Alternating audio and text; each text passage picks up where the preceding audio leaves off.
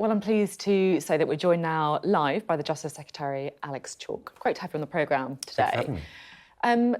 So what did you make of the Prime Minister's speech? Are you relaxed about this idea that he's delaying some of these targets? Well, I mean, the first and most important thing, I'm passionate about addressing climate change. It's mission critical that we do it. But what the Prime Minister said front and centre is we have a legal commitment to net zero by 2050 and we will meet it. But also, where we will get to by 2030 is we will reduce our emissions by 68% compared to 1990 levels, which is far more ambitious than the EU, which is around about 55%. We have already decarbonised compared to 1990 levels by around 50%. So we have the strongest record in the G7. So what's important for me is, are we still committed? Yes. Do we have a plan to get there? Yes. But I also accept that if we're going to get there, we've got to take people with us. And if we don't, we risk effectively discrediting something which is critical to the future of humanity. You know, what I don't get, right, is a Prime Minister says that he's still committed to this 2050 net zero target. Yeah. If you know this, if you're going to get there, you have to take some difficult decisions. Some people are going to have to do uncomfortable things, difficult things to do them. Yeah. And so it's completely disingenuous, it feels, to have a speech when you say, look, don't worry, you're not going to have to do any of that difficult stuff, but we're still going to make the target. And the first thing to say is we have done some difficult stuff and it's delivered results. So we're responsible as a country for around about 1% of global emissions, probably a bit less. As I say, we've reduced ours compared to 1990 levels by 50%. So what are the difficult decisions that we're going to take? But if I just say, if you look at China, that's like 27, 28, 29%, and that's trebled. You've made the point about how our record on this. So let's come to the specific. So what are the difficult decisions? So what the Prime Minister said very clearly is that if, for example, people wanted to get an air source heat pump or ground source heat pump, but particularly air source, that he would be increasing the subsidy by 50%. So what that's doing is moving away, as it were, from stick more to carrot. Because in my constituency, 3 of the wards that I represent are in the bottom decile of income per capita, not just anywhere in Gloucestershire, but anywhere in the United Kingdom.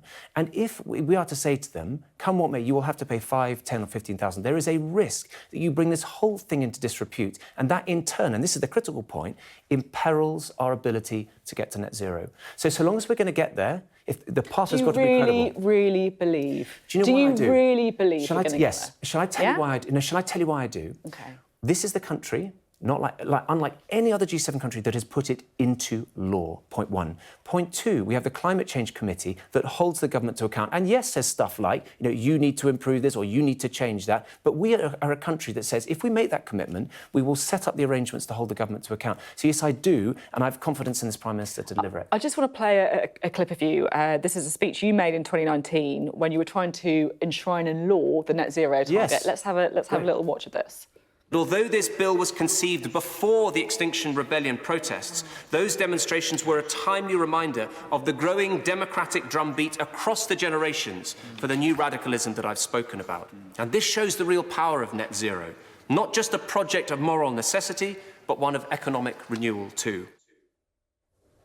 I get why you, having made that speech and having the sort of environmental beliefs that you do, why you have to try and convince yourself that you're going to get to 2050. No, shall I tell you why I'm positive? Right? If I was sitting here and said, you know what, we're going to get there by 2050, our record hasn't been great, then you would have a point. But actually, our record is amazing compared to other countries. I'm talking about what happens next. I agree. The Prime Minister said that he's going to delay the ban on petrol cars. Right. That is a huge policy. Do you back that? So, do you back that specific thing? I back the Prime Minister's route. But here's an important thing. Delaying the ban on petrol cars? There's petrol cars, yes, and also the business about air source heat pumps. So air source heat pumps, as you may know, work for some properties, they don't work for other properties. Now, what the Prime Minister is doing is saying that he will increase the subsidy up to £7,500, which is a tough decision because there isn't a load of flush money to do it. So that means that people can, in appropriate circumstances, do it. But I know that there are some of my constituents who it will never be possible to put an air source heat pump in there because it simply won't work. In those circumstances, are we to say to them, well, you're going to have to do it come what may, you're going to have to spend the 5, 10, 15,000 pounds, and they may not have that money. And the thing that worries me is if you look at, like, whether it's Just Stop Oil or others, fine, I understand the principle, but if you toxify it, if you discredit this critical campaign, you won't take the British people with us. And if you don't take the people with us, we won't deliver on our targets. The car industry is pretty unhappy with all this chopping and changing. You know, they were gearing up for a 2030 ban on petrol and diesel vehicles. That's been kicked down the road. I just want to read you what Ford have said today. Our business needs 3 things from the UK government: ambition, commitment and consistency. A relaxation of 2030 would undermine all 3. I mean, they've invested 430 million in this. You can see why they're upset. Look, they have. The thing to bear in mind, of course, is so 2035, that doesn't just put us as a laggard, as it were. That's the same as France, Germany, Look, Italy, you're making Canada. all these. Look, you're making all these international comparisons. I'm asking you. But there's reasonable points to make. These businesses have committed hundreds of millions of pounds on a government policy that's now been changed. You can understand why they're frustrated. Well, as I say, this moves us into the pack. So they will, of course, make these investments, but they'll be making investments across the European market, across the G7. So they're just whining them? No, I wouldn't. Of course, I don't use that expression. But what I'm saying is that the UK's position, we have been so far out ahead of other nations, and we are still out ahead of other nations, both in terms of ambition and achievement. But all this means is that we're then, so far as that the car point, we're closer to the pack. That's all it means. Now, in the speech, Rishi Sunak also said that he'd blocked plans to tax meat, introduce compulsory car sharing and make people sort their rubbish into 7 bins. Can you remind me when these things were actually going to happen? Because, I mean, maybe I've got amnesia. I can't remember any of these. All right, well, listen, I'm Justice Secretary, as you know, but I think I don't know precisely who has said these things. 7 What I do bins? I mean, what would you even put in 7 bins? What I can say... meat tax? What I can say is that I think the Climate Change Committee has been making certain Have suggestions about how we... Have you also blocked plans to, like, ban people from eating ice cream for dessert as well? It's like, what... Look, I don't know specifically who said it, but what I can say is that Climate Change Committee have made certain suggestions, and I think, from memory, they've said certain things about how you should approach dairy and these meat.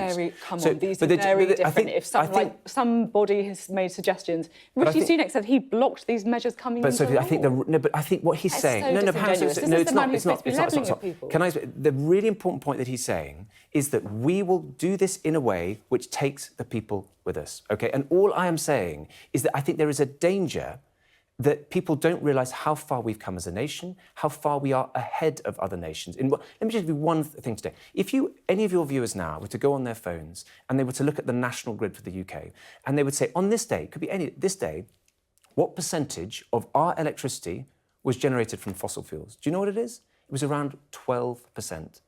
So meanwhile, of about 3.5 gigawatts that was produced from coal and gas, about 17 gigawatts was produced from offshore wind.